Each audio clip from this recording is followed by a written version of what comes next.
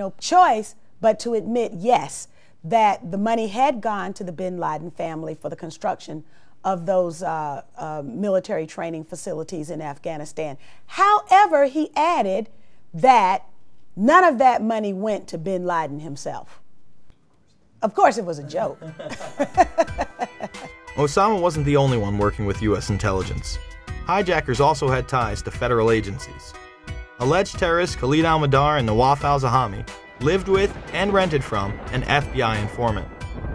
The New York Times stated on October 6, 2002, the Federal Bureau of Investigation had a confidential informer who rented rooms in California to 2 of the September 11th hijackers. But the Bureau is resisting a request from the Congressional Committee investigating the attacks to interview the informer and his FBI handler.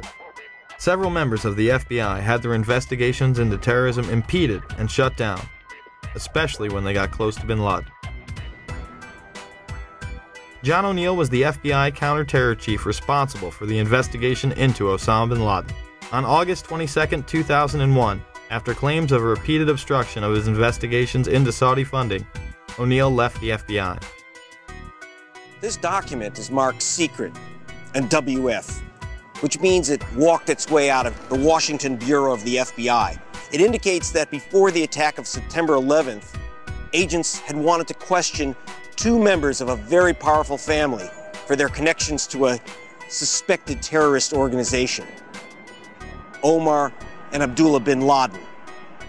But the agents weren't allowed to. O'Neill went on to take a new post as head of World Trade Center security. He would move into his office days before 9/11 and be killed during the attacks. Yeah. I have 4 children. I've lost friends that John, my friend from the FBI was killed. John O'Neill? I lost people too. We lost a lot of family members. What did John O'Neill do before he worked in the World Trade Center? John was the FBI. Head of the FBI. He was tracking down fucking Osama. Why did He was tracking down Osama. Why? Because the government didn't listen to him. The government didn't listen to him. The FBI, hold on, we want to call a car to car? The FBI fucked up. They knew about the flight training. Yes. That was a fuck up for having these people in our country. We all agree on something. And the important thing is you have to understand, I feel what you feel. I've lost friends there. I feel what you feel. That was our World Trade, that was our people that fucking died that day. At a time when bin Laden was the most wanted man in the world, why would intelligence agencies stop their own investigations, especially as they were closing in on him? Robert Wright and others within the FBI also had their investigations into terrorism stopped prior to 9/11. Since August of 1999, I've been working to legally expose the very real and foreseeable Middle Eastern terrorist threats to American citizens at home and abroad.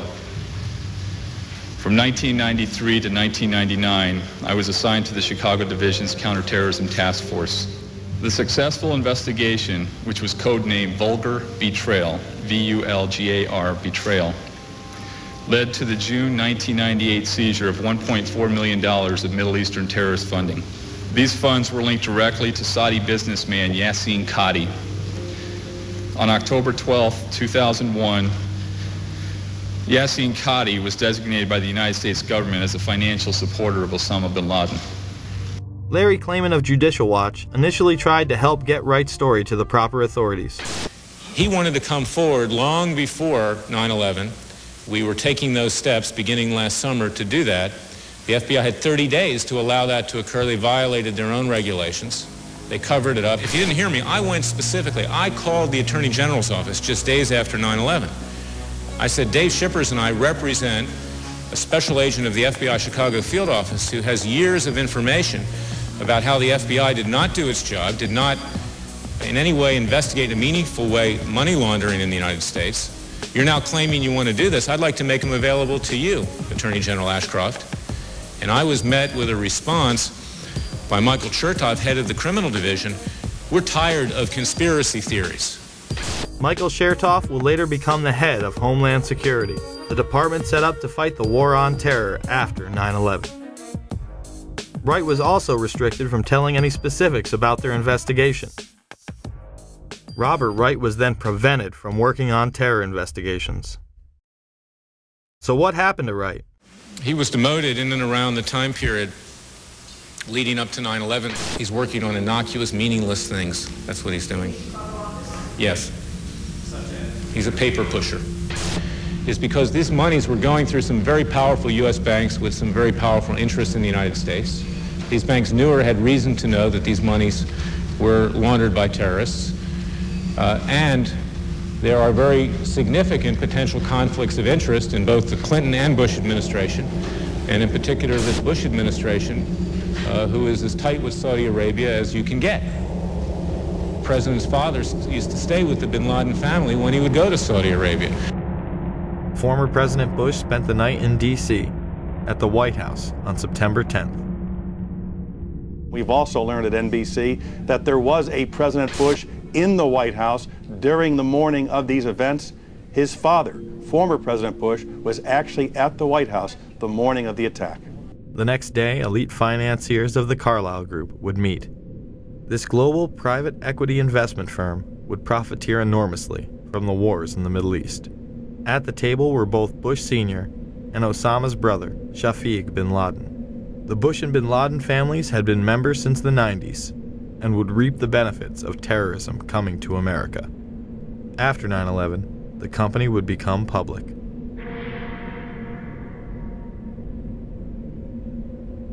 All I do agree with you is on one thing. Fucking Bush and Clinton with their relationship with Saudi fucking Arabia. Yes. I agree with you. They're kissing their asses like that. That's bullshit. Because they're sucked up, and that family that took off, that's a fucking crime. The family Mr. Deedle is referring to is, of course, the bin Ladens. While all domestic flights were grounded, suspects closest to the supposed mastermind behind 9/11 were allowed to leave on chartered flights. Let's show you some video that was taken exclusively by News Channel 2 8 days after 9/11. That man there is Osama bin Laden's younger brother, Khalil, who had been here vacationing with other family members there on an estate that they owned in West Orange County.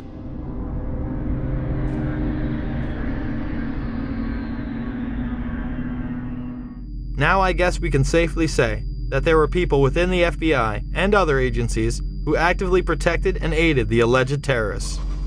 With all the resources available to U.S. intelligence, you would think that someone within would have detected something. Well, one did. The Black Operation Program Able Danger identified the hijackers prior to 9/11, but the FBI wasn't interested. Lieutenant Colonel Anthony Schaefer, an intelligence officer inside Able Danger, tried to blow the whistle several times. Was the commission that investigated the 9/11 attacks told that lead hijacker Mohammed Atta had been identified and as al-Qaeda operative more than a year before terrorists struck? I'm told confidently by the person who did move the material over that the 9/11 commission received 2 briefcase-size containers of documents. I can tell you for a fact that would not be 1/20th of the information that Able Danger consisted of during the time we spent. Schaefer would also meet with Philip Zelikow, the executive director of the 9/11 Commission. What did Schaefer tell Zelikow? And I'm quoting how I remember saying it. We found, as part of the data run, we found 2 of the 3 cells which conducted the 9/11 attacks to include Atta. Schaefer says his unit linked Atta to al-Qaeda leaders, but would not provide any specifics. As to what he did with the information he had, we attempted to, first off, use it operationally. The lawyer said you can't do that. They're considered U.S. persons. Therefore, at that point in time, we made the determination as a team that we should move this information to the FBI. But he says beginning in September 2000, 3 meetings he set up with the FBI were each canceled by military lawyers. Despite all of this, the 9/11 Commission would deny it any significance and not include it in the report. Leaving a project targeting al-Qaeda as a global threat a year before we're attacked by al-Qaeda is equivalent to having an investigation of Pearl Harbor and leaving somehow out the Japanese. Schaefer and his team tried to stop the hijackers prior to 9/11, but were blocked. Later, the military would begin a smear campaign against them in order to discredit their findings. A Pennsylvania congressman says there's a smear campaign going on inside the Pentagon, and he wants the defense chief to get to the bottom of it. Republican Congressman Curt Weldon says Pentagon officials are trying to ruin one of their own who's gone public about a top-secret military intel unit. Lieutenant Colonel Tony Schaefer, who was the first member of Able Danger to go public, has now been told in writing by the Defense Intelligence Agency that he can't speak to members of Congress or their staff without prior approval. And now a security clearance which allowed him to deal with